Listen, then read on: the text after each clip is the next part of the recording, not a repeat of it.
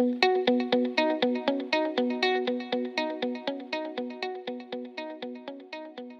lot of it is monitoring network traffic, looking at alerts, and then performing investigations based on those alerts. And obviously using the skills and knowledge that I picked up through the courses I've completed up to date. Utilizing various tools as well.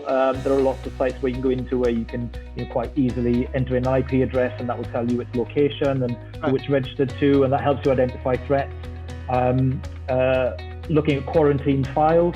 So sometimes an end user will kind of download a suspicious file. The file will be quarantined. You then will go in and investigate that file to see if there's any malware or anything that could cause harm to either the end user host, the actual computer itself, or the network.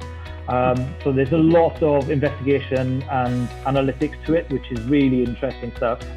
And then it's also managing your own systems as well. So kind of performing updates remotely to various endpoints and equipment and things like that. So it's quite varied, and it's all very, very interesting stuff. I've already come across some really interesting things. Part of the course material was instructional videos. There were some labs involved as well, where, as I said, you kind of get to do the hands-on piece and kind of learn on the job, I guess, essentially.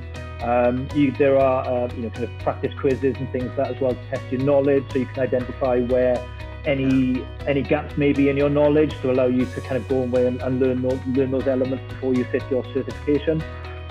So that was all very helpful. I think once you gain the qualifications, that's in effect the key that opens the door for you. That's what allows you to have conversations with people. There is a lot of work involved in terms of kind of gaining that first role, but I think that applies to any industry, doesn't it? I think for me, I utilize things like LinkedIn quite a lot. I made lots of connections within the cyber industry. There are a lot of people who are openly happy to help, offer advice, give you, tell you how they got into the industry, for example. I made direct contact with lots of cybersecurity companies or providers, be that as their sole purpose or people with cyber departments, whoever it may be. I found that the smaller startup kind of MSP companies, so the service providers, I found that I was able to have more conversations with those than I was able to with the kind of larger companies. And there was a benefit to that in that my day-to-day role now is probably I get the opportunity to be involved in a lot more things, so I get a much wider knowledge base, which is great.